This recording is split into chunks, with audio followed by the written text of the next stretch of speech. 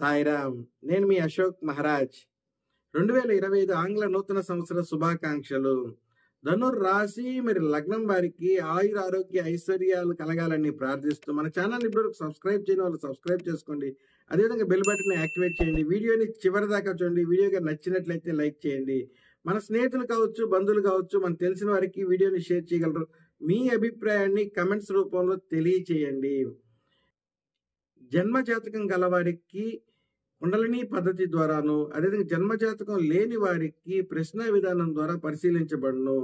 కింది నెంబర్కి pay consultancy ద్వారా సంప్రదించగలరు.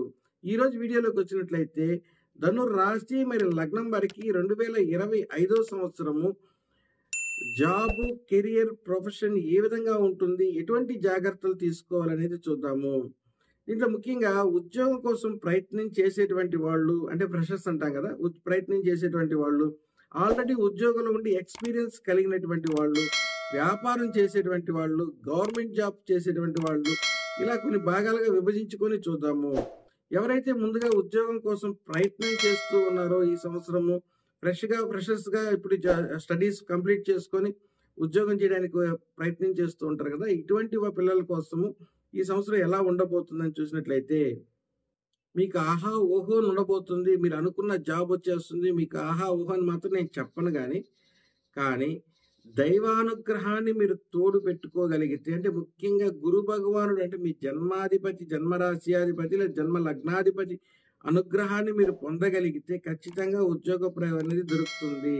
అంటే ఎలా దాన్ని సాధించాలి? ఒకటి షిరిడి సాయిబాబా కావచ్చు, గురు రాఘవేంద్ర స్వామి కావచ్చు, దత్తాత్రేయ స్వామి కావచ్చు, లేదంటే గురు దక్షిణామూర్తి కావచ్చు. వీళ్ళలో ఎవరైనా సరే మీ మనసుకు నచ్చిన వారిని మీరు పెట్టుకొని పూజ చేస్తూ రాగలిగితే, లేదా వాళ్ళ యొక్క అనుగ్రహాన్ని పొందడానికి చేయవలసినటువంటి కార్యక్రమాలను కానీ చేస్తూ రాగలిగితే మీకు ఉద్యోగం రావడానికి అవకాశం ఉంది.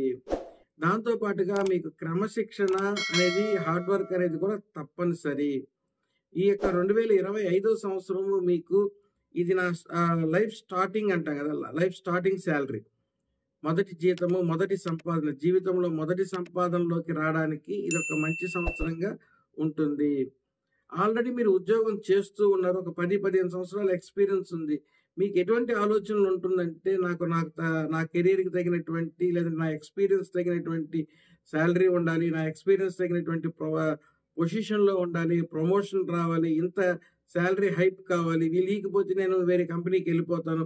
ఇలా డిఫరెంట్ మైండ్ సెట్స్తోనూ, లేదా అసలు నాకు జాబ్ చేసి బోర్ కొట్టేసింది, నేను జాబ్ వదిలేసి మంచి వ్యాపారం చేద్దాం అనుకున్న, దాని దగ్గర పెట్టుబడి నా దగ్గర ఉంది, లేదా పెట్టుబడి నేను సమకూర్చుకోగలుగుతాను, ఇటువంటి మైండ్ సెట్స్ వచ్చేదానికి అవకాశం ఉంది.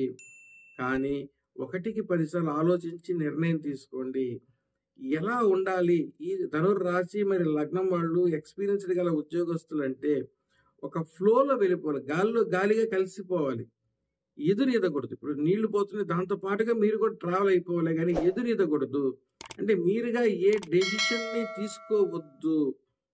వస్తుందా, అది ఏమొచ్చినా కానీ సరే, అది పాజిటివ్ కానీ నెగిటివ్ కానీ, అది ఎలా వస్తున్నా కానీ సరే దానికి తగినట్టుగా మీరు మోల్డ్ అయిపోయి వెళ్ళిపోగలిగితే ఈ 2025 సంవత్సరం చాలా మంచిగా మీకు సాఫీగా గడిచిపోతుంది. పెద్దగా అప్ అండ్ డౌన్స్, పెద్దగా ఛాలెంజెస్ ఏమీ రాకపోవచ్చు. కానీ అలా కాకుండా మీరు ఓన్ డెసిషన్స్ తీసుకొని ఇదేదో కష్టంగా ఉందని, లేదంటే ఇక్కడ నాకు ఇంకా ఆశ కావాలి, ఇంతకంటే నాకు ఇంకా పెద్దది కావాలి అని దీన్ని వదిలేసి ఇంకో దానికి వెళ్దాము అని కానీ డెసిషన్స్ కానీ తీసుకుంటే మాత్రము సమస్య రావడానికి అవకాశం ఉంది. కొంచెం జాగ్రత్తగా వ్యవహరించండి. ఎవరైతే గవర్నమెంట్ జాబ్స్ కోసం ప్రయత్నం చేస్తూ ఉంటారో మీరు గుర్తుపెట్టుకోవాల్సింది, మీ యొక్క హార్డ్ వర్క్ అనేది చాలా అవసరము. మీకు 100% సూపర్ ఖచ్చితంగా మీరు కొట్టేస్తారు, అది ఇది నేను చెప్పలేను, కానీ బట్ 50% మీకు మంచిగా ఉందని మాత్రం చెప్పగలుగుతాను. మీ యొక్క హార్డ్ వర్క్, క్రమశిక్షణ, ఈ రెండే మీకు విజయాన్ని తీసుకురాబోతున్నాయి. కాబట్టి కాన్సన్ట్రేషన్, హార్డ్ వర్క్, క్రమశిక్షణ. ఈ క్రమశిక్షణ అంటే లైఫ్ స్టైల్ క్రమశిక్షణ అంటాం కదా. సో అలా లైఫ్ స్టైల్లో మనం ఒక పద్ధతి ప్రకారంగా పాటించడము, హార్డ్ వర్క్ చేయడము, వీటిని కరెక్ట్గా మీరు ఉపయోగించుకోగలిగితే మీకు విజయాన్ని సాధించడానికి అవకాశం ఉంది. ఆల్రెడీ ఎవరైతే గవర్నమెంట్ జాబ్లో పనిచేస్తున్నారో, అంటే ఆఫీసర్స్ ఉంటారు కదా, పనిచేసి గవర్నమెంట్ ఉద్యోగస్తులు ఎవరైతే ఉన్నారో, మీకు పని భారం అనేది బాగా ఎక్కువగా ఉంటుంది, పని ఒత్తిడి ఎక్కువగా ఉంటుంది. కానీ ఒక్క విషయాన్ని గుర్తుపెట్టుకోండి, ఇంటి ప్రొఫెషనల్ లైఫ్‌ని, పర్సనల్ లైఫ్‌ని కలయొద్దు. అంటే ఈ రెండిటిని కలపొద్దు.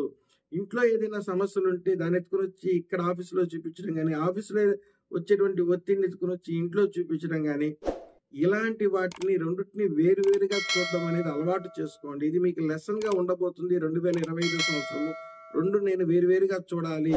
అక్కడ ఇంట్లో నుంచి బయలుదేరేటప్పుడు ఇంటి విషయాల్ని మర్చిపోవాలి. ఆఫీస్‌లో నుంచి బయలుదేరేటప్పుడు ఆఫీస్ విషయాల్ని వదిలేసి రావాలి. ఇంటి బయట చెప్పులు వదిలినట్టు ఆఫీస్ విషయాల్ని పూర్తిగా వదిలేసి ఇంట్లోకి పోవాలే గాని, రెండిటిని కలవేస్తే మాత్రము సమస్యలు రావడానికి అవకాశం ఉంది.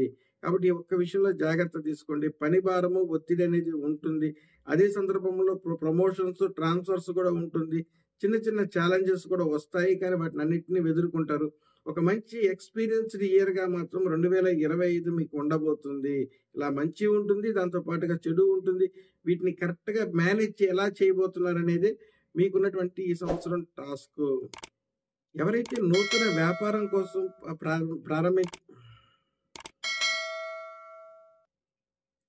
నూతన వ్యాపారాన్ని ప్రారంభించాలని, నూతన వ్యాపారం కోసం పెద్ద పెట్టుబడులతో వ్యాపారం చేయాలనేటువంటి ఆలోచన కలిగిన వాళ్ళు మీ యొక్క జన్మ జాతకాన్ని ఒకసారి పరిశీలించుకోండి. నన్నడిగితే మాత్రము పెద్ద పెట్టుబడితో నూతన వ్యాపారం చేయడానికి ఇది సరైన సమయం కాదనే చెప్తాను.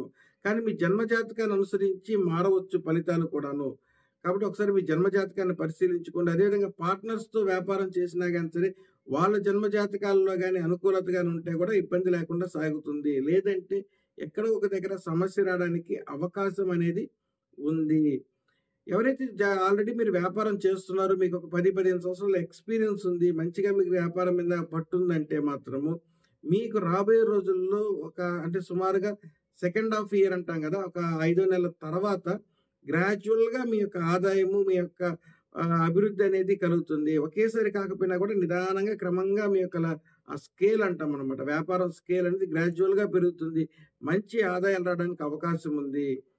ఎవరైతే సర్వీస్ సెక్టార్‌లో ఉంటారో, సర్వీస్ అండ్ కన్సల్టెన్సీ సెక్టార్స్‌లో ఉంటారో, దానికి మోటివేషన్‌లో పనిచేస్తూ ఉంటారో, మీకు మీ యొక్క సర్వీస్ అనేది మాత్రము మంచిగా గుర్తింపు అనేది లభిస్తుంది. మీ యొక్క సర్వీస్‌ని 10 మంది ఉపయోగించుకుంటారు. మీకు ఒక మంచి నెట్వర్క్ అనేది ఏర్పడుతుంది. దాని ద్వారా మీకు ఒక మంచి ఆదాయాలు కూడా మీకు వస్తాయి. మీ యొక్క సర్వీస్‌ని విస్తరిస్తారు. ఇంకా 10 మందికి అందించాలనేటువంటి ప్రయత్నం చేస్తారు. ఈ సర్వీస్ సెక్టార్ అంటే అర్థం ఏంటంటే వృత్తి. చేతి వృత్తుల వారు కావచ్చు, లేదంటే ఇలాంటివన్నీ కూడా సర్వీస్ సెక్టార్ కిందకు వస్తుంది. కన్సల్టెన్సీ బేస్డ్ బిజినెసెస్ అంటే మనకు మీకు అర్థమై ఉంటుంది. ఉదాహరణకి మనకు ల్యాండ్ బ్రోకరేజెస్ కావచ్చు, లేదంటే ఆన్‌లైన్ కన్సల్టెన్సీస్ కావచ్చు. ఇలాంటివన్నీ కూడా వాటి కిందకు వస్తుంది. ఇవన్నీ కూడా చాలా మంచిగా నడుస్తాయి. ఎవరైతే విదేశాలకు వెళ్ళాలి, విదేశాల్లో చదువుకోవాలి, విదేశాల్లో ఉద్యోగం చేయాలి, విదేశీ యానం అంటాం. ఇక్కడ నాకు ఉద్దేశంలో విదేశీ యానం అంటే ఒకటి గుర్తుపెట్టుకోండి. మనం ఉన్న ప్రదేశానికి భిన్నంగా ఉండేటువంటి అంటే వాతావరణము, ఆహార అలవాట్లు, శీతోష్ణ స్థితి, భాషకి భిన్నంగా ఉన్న ప్రదేశాలన్నీ కూడా విదేశీ కింద లెక్కగట్టబడుతుంది.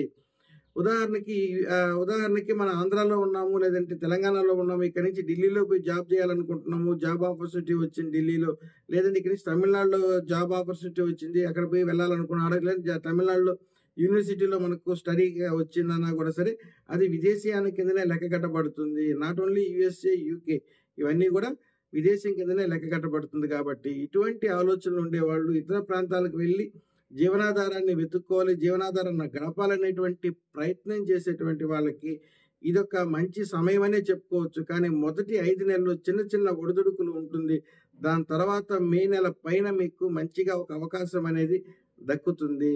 ఇప్పుడు దాకా చెప్పినవన్నీ కూడా వచ్చేసి గోచారానికి అనుసరించి అంటే జనరలైజ్డ్‌గా అందరికున్నటువంటి సహజమైనటువంటి ఓవరాల్ ఫలితాలు అన్నమాట. కానీ మీ జన్మ జాతకాన్ని అనుసరించి మాత్రం ఫలితాలలో మార్పు అనేది ఉంటుంది. వీడియో గాని నచ్చినట్లయితే లైక్ చేయండి. మన ఛానల్‌ని సబ్స్క్రైబ్ చేసుకోండి. సర్వే జనా సుఖినో భవంతు. సర్వత్రా శుభం కలగాలని కోరుకుంటూ సాయిరామ్.